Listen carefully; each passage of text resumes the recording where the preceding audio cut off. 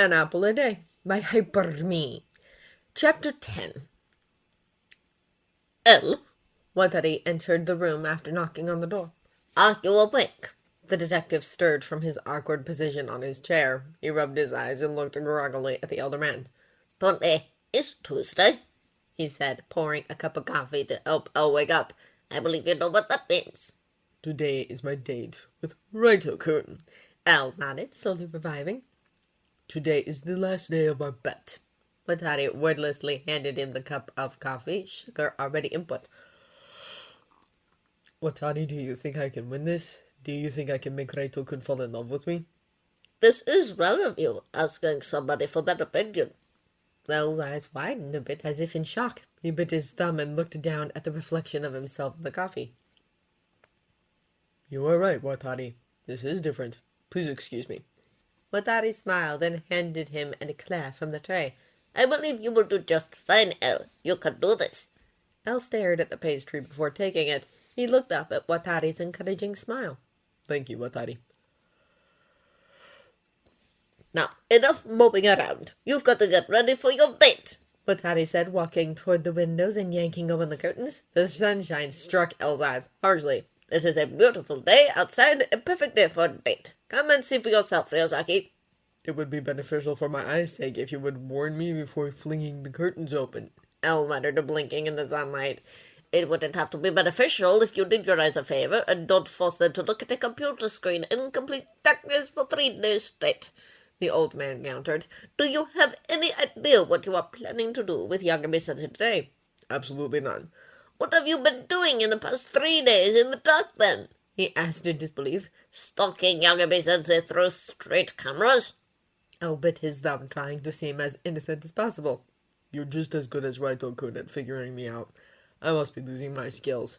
I know you are worried, El, but I do not think Isho will attack a Mum Street with lots of witnesses in the middle of the afternoon. One can never be too sure, he said around his thumb. It didn't mean anything in the end. Raito-kun never left his father's house. Deputy Yagami said that Raito-kun barely leaves his room except for breakfast, lunch, and dinner. And the street camera outside his room shows that he is not snuck out of his bedroom window. I wonder what he is doing in there. Probably mentally preparing himself for this date of yours. Watari jested, collecting El's dirty dishes clustered around the computer. He spotted El's displeased glare. Don't get all pouty with me. If I was in his position, that's exactly what I would be doing, especially since you didn't plan any of this out. Yagami-sensei is expecting a mind-blowing date, and you're blowing it off. I figured it would be funnier to Raito-kun if I made the activities off the top of my head. Men and women probably planned their dates with him for weeks in advance, maybe even some who never actually got the privilege. So it might be more interesting to Raito-kun if I answered his question about what I had planned with a have yet to decide. Do you agree? I think you're off your rocker, that's what. Watari chuckled. It is currently 12. We have 2 hours to get you ready and arrive at the Yagami residence. El stretched his knotted back. What do you mean, get ready? I am ready. He and Watari looked down at his sloppy attire that he's been wearing for the past 4 days, with cake, ice cream, chocolate, and coffee spilt down the front. I guess I should change. You might want to do that. Is that what you're wearing? Was the first thing Raito said upon opening the door. I don't get a hello or a kiss, El asked. Not when you're wearing the same dumb clothes you wear every day. That's a shame. Raito-kun will just have to settle with his clothes. El leaned forward, going in for a kiss. No! We're leaving before my family gets home, Raito ordered, pushing El out toward the car. They don't know that I'm going on a date with a patient of mine. And they'll have a fit if they learn it's the infamous crazy stalker patient. I'll be on house arrest for the rest of my life. He spotted the fancy limo outside of his parents' house. You rented a limo for our date? He asked distastefully. Of course not. This is my own limo. I was going to bring one of the 20 sports cars, but I figured a limo would give us more privacy. Raito muttered. Like we need privacy. I should have known you were rich, Ryuga. Who else would be willing to run up an expensive doctor bill? Please do not address me as Ryuga Hideki anymore. Please, Raito-kun. El said, opening the limo door for the doctor. He slid in after Raito and signaled Watari to leave. I picked that alias for reasons that are unimportant, and now I wish I hadn't. Please call me Ryuzaki. That's still an alias, though, isn't it? Raito asked. Of course. Perhaps later I shall share my name. Wouldn't matter because this is the last day we shall see each other. Where are we going anyway? I have yet to decide. Elle proudly exclaimed as if he'd been practicing for 3 hours straight before he arrived. You didn't pick out anything! That's one of the most idiotic... Ah, I got it. Elle tapped on the window separating the driver from the passengers. Watari, please take us to the park. I believe all the equipment we need is in the back. Very good, sir. Raito waited until the window was up before making his comment. Why did your grandfather just call you sir? That is because Watari is not my grandfather. He is my most loyal companion. Is today spill out all your secrets day? Because I'm not falling for it, you know. The doctor huffed, crossing his arms over his chest. It might just be Raito-kun. Elle answered with a crooked smile. He knocked on the door again. Watari, please turn on some music. The window rolled up, and soon loud music filled the limo. Ryuzaki, why are you playing such suggestive music? I think it is catchy. He smiled as he started to sing off-key to the song. Join me, Raito-kun. No, thank you. Do you not know the lyrics? It's easy to learn them. They repeat the same sentence almost the entire song. I know the song, Ryuzaki. But why doesn't Raito-kun sing along? I find this song quite like our life story. I do not think our life story revolves around the song, Shut Up and Sleep With Me. I fail to see what is so funny, Raito-kun. Elle commented, shifting the bag on his shoulder. He stared unamused at the laughing doctor. We're playing tennis, he wheezed out in between laughs, thinking tennis was the funniest thing since the original slip of a banana peel routine. Yes, of course. It is one of the very few exercises that I enjoy. This Raito could not enjoy tennis. Elle opened the tennis court door and allowed Raito to pass. You hacked into the NPA computer system to look at my personnel file, and you didn't even notice that I was the junior high champion of 1999. Yes, I did notice. That's why I figured Raito-kun would enjoy a game of tennis. He handed him a racket. Raito took it and practiced swinging it around as if it had been ages since he last played. Do you think you can beat me, or are we here just for you to swell my pride? Raito asked, gripping the racket. I believe Raito-kun's pride is swollen enough. I used to be the British junior champion. Elle answered, taking his own racket, holding it normally, unlike he did with everything else. British? You grew up in England? I lived there for 5 years, yes. Then you must be really good. He had a new determination in his caramel eyes. It's been so long since I've had any real competition. I hope I am able to entertain Raito-kun enough. Elle noticed an empty court. Let's use that one. We'll play 3 rounds. Best 2 out of 3. Elle and Raito parted to their own respective sides of the court. Elle bounced the ball once, twice, before throwing it high in the air, and with a loud smack, it struck it across the court. Raito had barely enough time to register the ball before sending it back towards his partner's side of the court. You are a very good player, Ryuzaki. Raito huffed out, shaking Elle's hand at the end of the game. I didn't expect to lose. Their game consisted of a continuous and partially never-ending volley between the two and lasted nearly 2 hours. After 20 minutes of playing, a crowd had started to form and a betting table had started. I practice once every 2 weeks if job permitted. While Raito-kun is also a very skilled player, he was a bit clumsy in the beginning before his grace appeared again. He must not practice that often. When was the last time you played? 1999, he admitted. Tennis is no fun when you don't have a good partner to play against. Yes, I know the feeling. Raito handed Elle his racket, and he stuffed his and Raito's in the bag. I saw a chess table walking here. Would you like to go? Chess is another subject where I can never find a worthy rival. I am also very good at chess. Raito boasted as he and Elle took a small pathway through the park. The park was small, with lots of trees, bushes, and flower gardens, and a dirt pathway that spread out through the entire lot. They took a sharp turn to the left and spotted a chess table under a large oak tree. I, naturally, am also good at chess. Elle bragged back. He sat on the concrete chair and pulled his knees up to his chest. Raito rolled his eyes, but he took the opposing chair. You can't sit normally, ever, can you? Perhaps I shall sit normally later, Raito-kun, but this is chess, and it requires the 40% of reasoning ability that I would lose if I sit as you do. There is no way that your statement is correct. Has this ever been tested?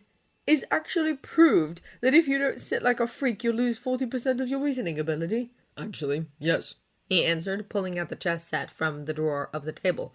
I was given 2 different tests that, like an IQ test, would test my reasoning ability. I scored 40% higher with my legs up. He held up 2 kings. Pick your side, Raito-kun, black or white.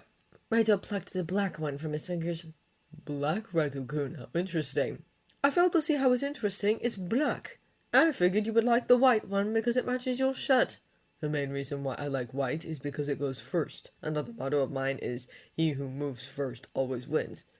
Do you really believe that? Raito asked almost mockingly as he set up his pieces. I struck first in tennis, and I was the victor, so yes. Raito grit his teeth and glared. Don't think that's going to happen again. I'll cream you, Ryuzaki. We shall see about that, Raito-kun, he said with a confident smile and picked up a white pawn. Checkmate! Raito laughed victoriously, reclining back in his seat. El scanned the board for a way to free his king, but he had indeed lost and nodded his head. What was that motto of yours again, Ryuzaki? He who moves fast always wins? I think not. It was correct for our tennis match, El answered, with an attempt to strike Raito's inflated head with a needle. That was a game of physical power. Chess is a game of intellects. That means I'm smarter than you. Na na na na na. He mocked, sticking out his tongue. Raito-kun acts like a 3-year-old when he wins. I must make sure that doesn't happen again. El mused as he cleared off the table and sloppily threw the pieces back into the drawer. Let us continue, Raito-kun. Where to next? He asked, sounding genuinely curious. Another game. El bit his thumb, looking at the clouds. I really don't know yet, Raito-kun. This date is all completely spontaneous. And before Raito-kun asks, no, he is not allowed to suggest anything. Raito closed his mouth, embarrassed for being caught. Well, you better figure it out soon. Walking around the park isn't the #1 thing on my list. As I looked toward the city of Tokyo, he spotted a billboard ad. Raito-kun enjoys history and art, correct? Yes. Why? Raito noticed the advertisement. An art museum? That's our next stop? Yes, Raito-kun says he likes history and art, and I've always wanted to attend such a place, so I think it is a perfect place to attend. I'm afraid I do not know much about art, Raito-kun. For that I apologize. El muttered around his thumb. Raito paused in between gawking at the pictures. You have no need to apologize, Ryuzaki. I don't know much about art, I just know how to appreciate it. The doctor answered and turned back toward the portrait of Woman Taken in Adultery by Gurso. I don't know the background in this portrait, only the fact that it's based off of the Bible passage about a woman who committed adultery, and Jesus saved her from being stoned. All other aspects are lost to me, but I can realize its beauty and significance. If it were up to me, we would be looking at pictures of Kennedy. El nodded as he looked upon the solemn face of the woman. There wouldn't be any in this museum. Raito rolled his catamount eyes. This is history, not the Wonka factory. What's with the sugar obsession anyway? You're going to work yourself into a diabetic coma one of these days because of it. El bit his thumb once more before removing it from his lip. I suppose you could say that candy to me is what religion is to others. A way of life? No, more of a saving. I guess one could put it. Religion has saved people before from depression, drugs, alcohol, and bad habits before, just like sugar has saved myself from losing grip on reality and becoming robotic. Robotic? My job requires a strong will to be able to put up with the long hours, stressful topics, and relentless demands. Most break under pressure. I was taught to channel my stress through an object. I know people who have chosen objects such as toys, chocolate, video games, and strawberry jelly. I have 2, one of them being my obsession with sugar. And the other? Top secret. He hummed joyfully, enjoying the juvenile game of hiding a secret from friends and proceeding to mock them. Without sugar, I probably would have cracked as well. If Raito-kun had to have an object that is equivalent to my sugar, what would it be? I won't tell you that, Raito replied with a copied sing-song voice that Ella just used against him. I barely know you, Ryuzaki. First you tell me your name is Ryuga Hideki, then you tell me it was an alias, and to call you another alias you randomly picked. I don't think your first name starts with an R at all. It does not. He nodded. I know nothing about you. You hack into the NPA files to learn about me and then give me little to nothing in return. I know you have a stressful job. You enjoy sweets to the point where it makes me as your doctor want to increase your health insurance. You lived in England for 5 years where you got the title of British Junior Champion, play chess very well, and have a lot of money. That's more than most people know about me. Raito-kun should feel privileged to hold so much information about me. It's barely anything. I'm a secretive person, Raito-kun. That's the understatement of the century. I have been giving Raito-kun pieces of my life throughout this date. I figured it would be easier for Raito-kun to love me if he knew me better. By the end of the date, you'll be given more tidbits. Like your name? I might. Elle mumbled and started to walk down the corridor, out of the Baroque period and into the Italian Renaissance period. Raito followed with a small frown. Do you like this painting, Raito-kun? The doctor snapped out of his thoughts and looked at the picture on the wall. The creation of Adam? This isn't the original portrait. The original is on the roof of the Sistine Chapel. I wasn't quizzing Raito-kun on his knowledge of the artwork. I asked if it was appealing to him or not. I suppose it's an interesting concept. I really don't believe that the entire human race started from Adam and Eve. There are some people who believe in that story, though, so God had to create the two of them somehow. The story of Adam also has an apple in it, much like our own, Raito-kun. Elle bit his thumb again, his wide eyes taking in every detail of the painting. It was the fruit of forbidden, while the apple you're forcing me to eat represents nothing but Raito-kun trying to keep himself away from me. Healthy! I'm trying to make you healthy. You can replace your object with apples, can't you? Raito growled out. No, I'm afraid I cannot. I have quite the addiction to sugar as of now. I've been through some particularly terrible withdrawal symptoms. Those apples of yours are nothing but trouble for me. Elle paused and took a step back from the painting to get a better view of it as a whole. I can see it now, Elle cried, overdramatically drawing attention from the art lovers in the room. Raito-kun is holding up his poisonous apple to a god, a death god, because that's where apples will lead you straight to death. Raito quickly covered the detective's mouth with his hand and smiled apologetically at the rest of the crowd. I'm incredibly sorry about my patient. He suffers from schizophrenia and has terrible hallucinations about apples. As his doctor, I thought it would be nice for him to see some art, but it looks as if I were mistaken. Please excuse us. He laughed sheepishly before dragging Elle to a secluded part of the museum. To you they might lead to death, but to every normal human being in the world, they're a healthy part of the diet. Don't you know how to act in public? He hissed quietly, his hot chocolate eyes fuming. I don't go out in public much, so I suppose I don't. Elle answered truthfully. Raito slapped his palm to his forehead, and soon his shoulders started to shake. Before Elle got a chance to ask him what was wrong, the young doctor burst out into laughter, tears leaving streaks down his butterscotch-colored cheeks. Raito-kun, I fail to see what is so humorous, Raito-kun.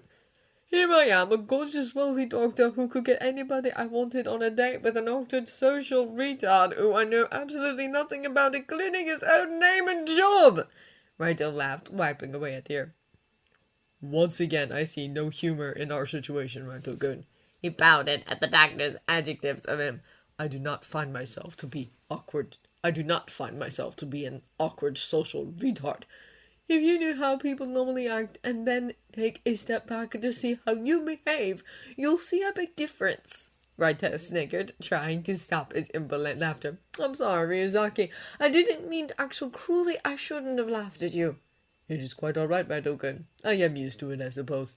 Elle muttered back and started his walk to the romanticism corridor. Nearly 3 hours later, Raito and Elle left the art museum, gossiping to themselves about their favorite art pieces. Elle noticed it was only 8, about an hour and a half before the time of their dinner reservation. He grabbed onto Raito's hand and dragged him in the opposite direction, back toward the park. Elle led him into the middle of the park, where there was a spacious rose garden. Raito gawked at its beauty, mouthing an, "Oh my God!" The rose garden had no pathway, letting the wanderer explore through the sanctuary and gaze upon the tens of thousands of roses.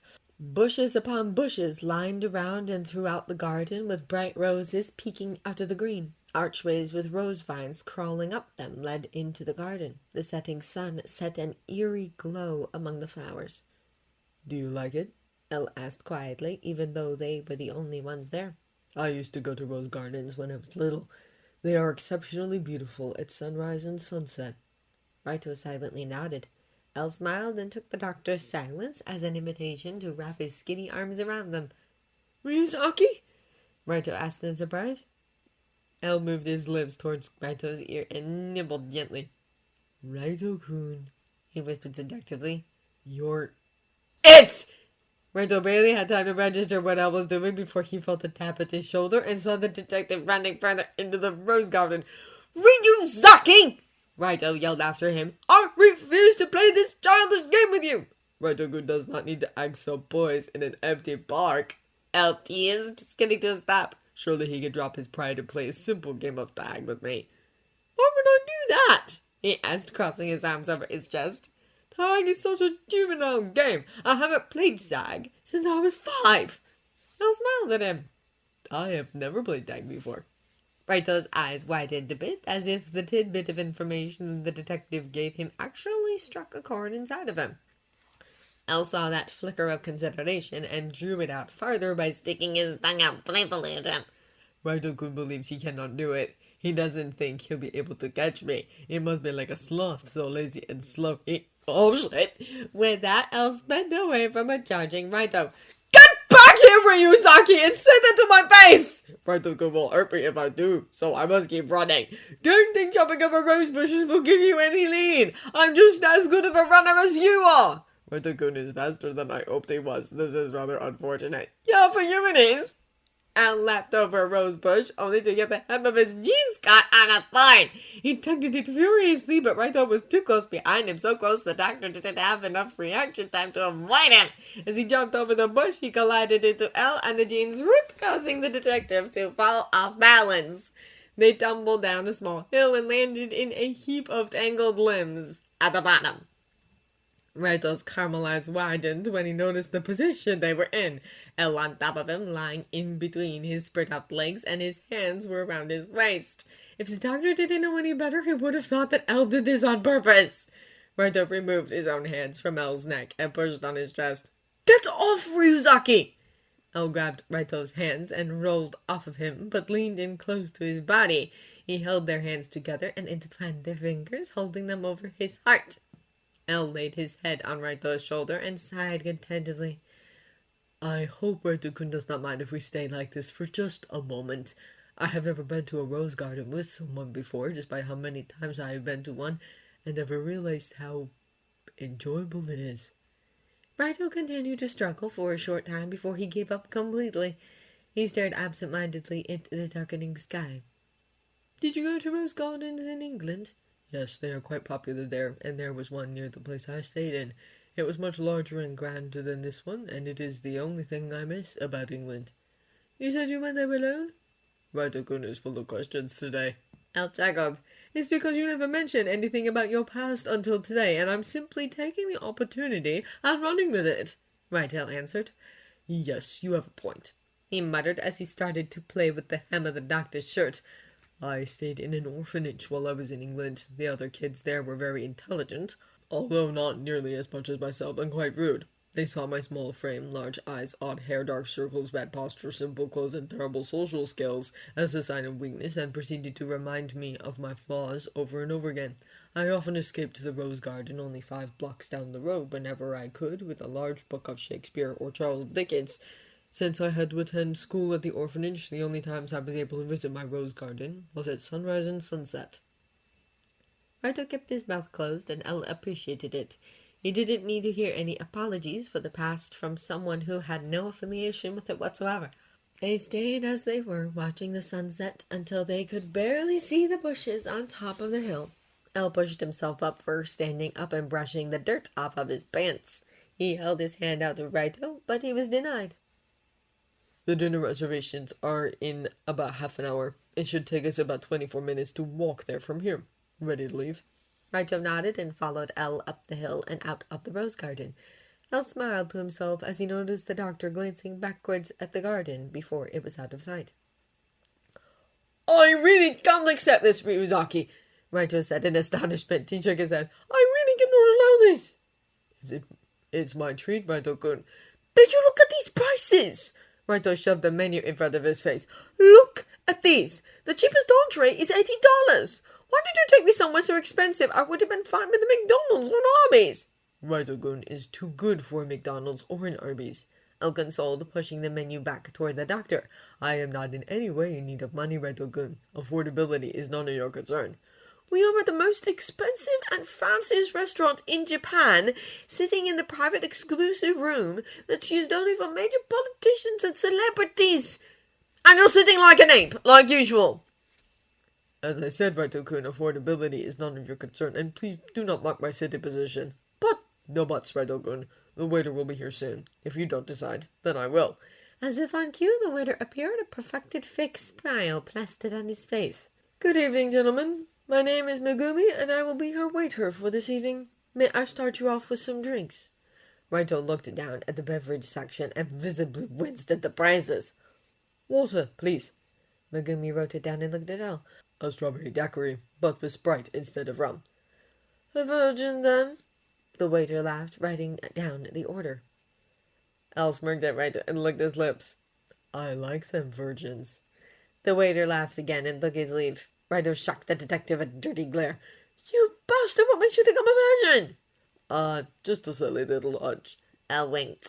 Raito ignored the detective for the 5 minutes the waiter took to get their drinks.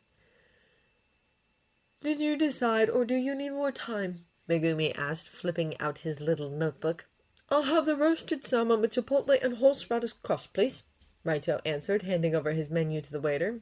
Oh dear, so many to choose from. Elle muttered, biting his lower lip. I will have the crêpe pâtissier, the Shadowbrook chocolate meltdown, vanilla bean cheesecake, tiramisu, and the milk chocolate caramel cake. He said pleasantly at the shocked faces of Raito and Megumi. He shoved the menu at the waiter and waved his hand as if to dismiss him. Megumi quickly wrote it all down and left with a bow. That's not dinner, Raito growled. That's diabetes served on a plate.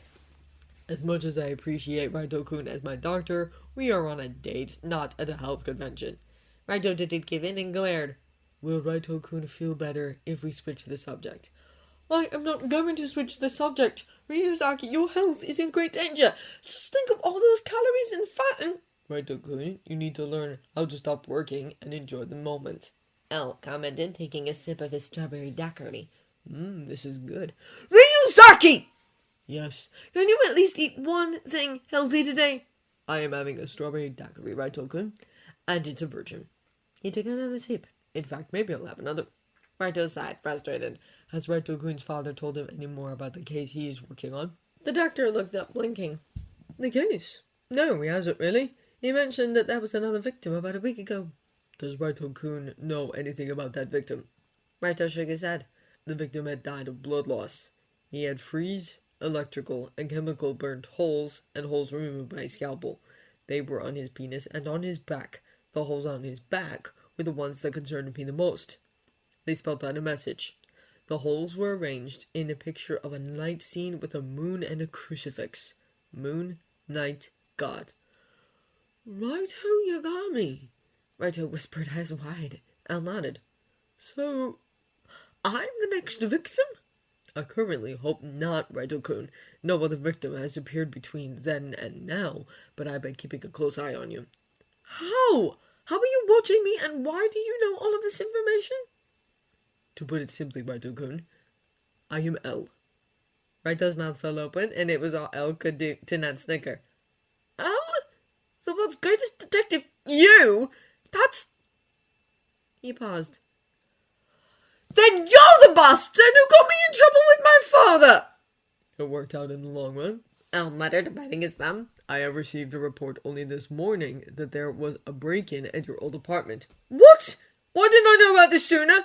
I kept it under wraps, Raito-kun. I did not want you to find out about this. This is my life we're talking about. I deserve to know about the case that could very well be the end of me. It also put you under a lot of stress and a lot of paranoia. I can handle stress and paranoia, Ryuzaki. Raito pressed. I'm a doctor working in the underground. I've been through it all. Yes, I've been wanting to ask Raito-kun about that, he said, taking another hit of his drink. You seem like the kind of man with a strong sense of justice and a readiness to follow in your father's footsteps. I noticed your minor was criminal justice. You, with your intelligence, would make a fine detective. What made you want to be a doctor? Raito smiled slightly. I was torn, actually, between being a doctor and a detective. My uncle was a doctor. I've never met him before, but I've heard great stories about him. I grew to respect him, and I respect my father, the detective. It was a hard choice, but then around the time I was sending out college applications, my father said that the NPA needed an underground spy. I volunteered for the job immediately. The criminals of the underground trust me because they believe I have never revealed any secrets. They tell me of their plans, their problems, all while I track their reflexes. I repeat those back to the NPA. Most of the time, the criminals I work with are just lying low, and there is no need to make any movements to arrest them. Then there are criminals who are mentally unstable, and I send them to a mental asylum. There are also the ones that stupidly tell me their real name when they are on the wanted list and they find themselves arrested. Then, of course, Raito smirked, there are the freaks that use the underground doctor only because he is not obliged to take real names. Like me. Like you. So Raito-gun is an unemployed spy of the NPA to keep an eye on the criminals and to report if something of concern arises. In a nutshell, yes. Amazing. El smiled around his thumb. I never knew. They don't have you listed in the NPA database. Criminals check that often, though, so I'm not too surprised. I have a question, Raito-gun. When I would blackmail the patients, I was surprised to find that you have their real names and numbers saved in your database. Do all of them give you their real information? Not all of them. You were just lucky, I guess. Raito laughed. Most aren't too happy about giving me their number the first time they come, because they heard I was a no-information kind of doctor. But I only take a number to call them if anything comes up. Like being told that their appointment is cancelled. El grinned, finishing his sentence. Yes, like that. Raito smiled back. I was surprised, Ryuzaki. I knew you were smart, but I never thought you would be the greatest detective in the world. I should have guessed, though. You gave enough clues to me for me to guess at it. I suppose I did. El thought back, nodding. How unfortunate. I should watch what I say. Now, I've grown tired of Ryuzaki. Call me El, unless the waiter comes back. Another alias? El beamed. Do you get some sort of thrill when people don't know your real name? No, it's just safer that way, Raito-gun. So what are you planning to do about my safety? You can't watch me forever, and I can't stay at my parents' forever either. One day Isha will attack, and if I'm at my parents' house, he might kill them too. I would never be able to forgive myself if they got hurt in the process. El rolled his eyes up at the ceiling as if it were to have the answer written on it. Raito-kun has a point. For the past week, I had asked your father to give me regular updates on your being, and he reported that you rarely leave your room. Sans meals, but he does not know anything more than that. I have been watching your bedroom window from the cameras across the street. You do not leave your room from the windows, but I cannot see what you are doing inside of it. The window curtains are thin enough for me to see you moving around at nighttime when the light is on, but not enough to see during the day. What have you been doing? I'm curious. Raito laughed sheepishly. Origami, actually. El's eye twitched. Origami. I've been watching you relentlessly for a week for your well-being to find out you've been lazing around practicing origami. It helps me relax, and I figured I was in some sort of danger when you cancelled all of my appointments only 2 days after warning me about Isha-san. So I made little origami stars for the past week. You know, El, they say that if you make 1,000 and make a wish for every star, they'll come true. Is that true? El asked. Maybe I should take up origami. I could use 1,000 wishes come true. He took a sip of his strawberry daiquiri and found it empty. He frowned and set it to the side. I would like to hear Raito-kun's knowledge of Eruchiku Isha. He said last week that you would only share your information with a detective or policeman working on the case. Do I fall into that category? I think being the world's greatest detective is somewhere within that category. Raito chuckled. Eruchiku Isha is a very quiet man. He never stuck out to me. He was just there. He came in once every 3 months for a checkup and was always in good health. He didn't seem to like me very much, but I never saw how he interacted with other people, so I did not know if it was just me he disliked or people in general. I guess it was pretty much just me, in a way. Isha came in once looking worse than usual. I had asked him what was wrong, but he quickly shook his head and ran into the bathroom to throw up. That was about 4 months ago. It was around the time when I discovered my medical books missing. Now that I think about it, Isha-san must have quickly searched for the books on his way to the bathroom. They are located in the room next to it, after all. I assume he snuck into my clinic that night to steal them. He came back 2 months later in a real jittery mood with a light concussion and sprained ankle. This was unlike him, and I was surprised when he actually confided in me. He told me that he had been doing some experiments lately. I didn't know about the Dr. Frog cases at the time, so I didn't connect the two, but I knew whatever he was doing wasn't good. I asked him what he was doing, and he answered that his next experiment will start at the Ageha. I remembered my father telling me about some crazy killer finding his victims in cubs, so as soon as Isha left, I called him. Elle had been listening closely and mentally took notes, having a keen memory. Did you ever see Isha again? No, he hasn't shown up since. I told him I wanted to see how his ankle and head were clearing up, and to come in 2 weeks, but he never showed. He normally comes once every 3 months, so if he decided to go back to his schedule, he will come again next month. Elle bit his lip. Maybe that's when he'll come after you, during his next visit. Raito twitched. That's lovely to think about. My apologies, Raito-kun, but I want this case cleared up as soon as possible, preferably by next month. It's the start of this month, making it month 5 of the Dr. Fraud cases. I will make sure Eruchigu is caught by the beginnings of next month at the very least. You can count on me, Raito-kun. Here are your orders, gentlemen, Megumi said cheerfully, popping out of nowhere. He carried a large tray and carefully set it upon a fold-out stand.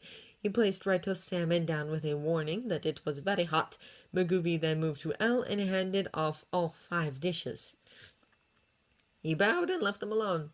Elle pointed to Raito's dish. Tell me how you like it, Raito-kun. This restaurant is famous for their salmon, or so I hear. They are also very famous for their dessert. He dug right into his tiramisu, savoring each bite. He finished it in record time and grabbed his cheesecake next. He looked over toward Raito, stiffly eating his salmon in small bites with a crestfallen expression. Elle frowned. What's wrong, Raito-kun? Is the salmon not cooked to your liking? Should I call the waiter back? I could get this restaurant to go out of business if it's that bad. No, Elle, it's not the salmon, Raito mumbled. But does it taste good? Raito glanced up at Elle's devastated frown. No! I mean, yes. It's the best salmon I've ever had, but I guess my mind's just not on the food. It's not every day you hear that you have a month to live at best. Raito-kun does not have a month to live while I am on this case, Elle said confidently. I have never lost a case once, and this will not be my first one. I know who the culprit is. All that I need now is to find him. It shouldn't take that long. Elle, you've known Isha-san is guilty for the past 2 months. He should be caught by now. The detective pouted. I'm trying, okay? I've been worried sick about you for the past few weeks, and it has been very distracting to me. You've been worried? Of course He paused, and Raito stared at him, waiting. 20 seconds later, Elle picked up his fork and shoved it into his cheesecake. It doesn't matter at the moment, Raito-kun. Right now, all that matters is your safety and Isha's capture. Right. They ate in silence for the rest of the dinner. When the check came, Elle refused to show Raito-kun the amounts and paid for it with a credit card. Megumi smiled and thanked them on their way out. Outside, Watari was parked waiting for their return. Elle and Raito climbed into the back and sat in silence as Watari drove toward Deputy Yagami's house. Music started to play, the same song that was playing on the way to the park only a few hours earlier. Shut up and sleep with me. Come on, why don't you sleep with me? Shut up and... Watari, please turn off the music, Elle ordered. The song was instantly cut off. The limo pulled into the Yagami's driveway, and Watari cut the lights so he didn't wake up the residents. Elle unclipped his seatbelt and followed Raito to the doorstep. You don't have to come, Elle, he said. I want to. Raito didn't argue, and let him follow. When they reached the door, they turned awkwardly toward each other and just stood there, looking at each other, waiting for the other to move first. Did you enjoy yourself? Elle cut him off by gently pressing his lips to Raito's.